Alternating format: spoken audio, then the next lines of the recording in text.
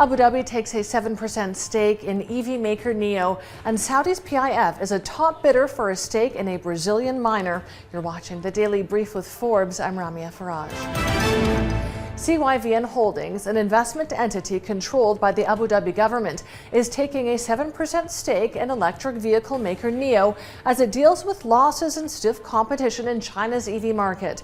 It will buy about 85 million newly issued Class A shares for $738.5 million. CYVN is acquiring another 40 million shares from Chinese internet giant Tencent Holdings for a 7% stake. Nio posted a disappointing Q1 net loss as shipments slumped. It consequently slashed prices.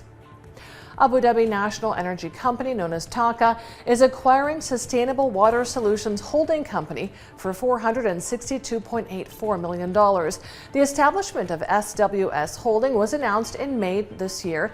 It took ownership of Abu Dhabi's Sustainable Water Solutions Company, the main entity behind all wastewater collection, treatment, and reuse in Abu Dhabi.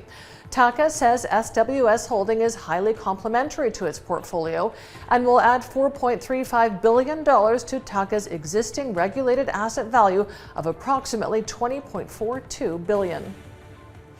ADNOC has reportedly informally proposed over $10.9 billion to acquire German plastics and chemicals maker Covestro.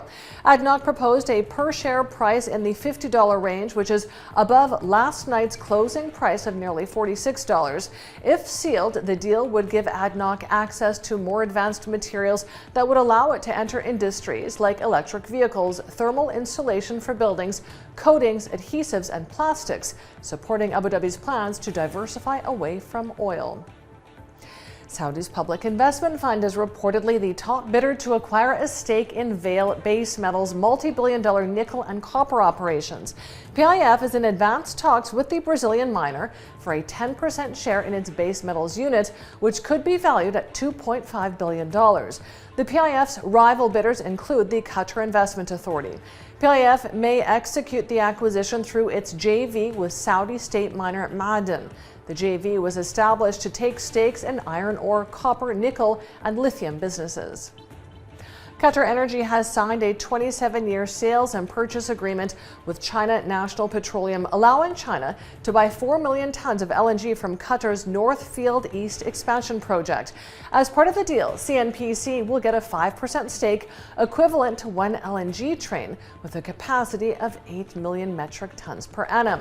The deal is Doha's second significant gas supply agreement with a Chinese state-run company in less than a year. The value of these deals wasn't disclosed. A technology R&D team at China's Ant Group is developing its own large language model internally called Zhenyi. A spokesperson made the announcement but offered no further information on the model's public unveiling.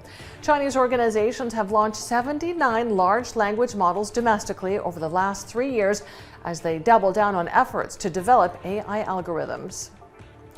And with a resurgence in international traffic and domestic air travel back to pre-pandemic levels, Boeing is projecting global demand for 42,595 new commercial jets by 2042. They will be valued at $8 trillion. Boeing says the global fleet will nearly double over the next 20 years, expanding 3.5% per year. It says airlines are replacing about half of the global fleet with new, more fuel-efficient models. New single-aisle airplanes will account for more than 75% of all new deliveries. I'm Ramia Faraj. This is the Daily Brief. Thanks for watching. Bye for now.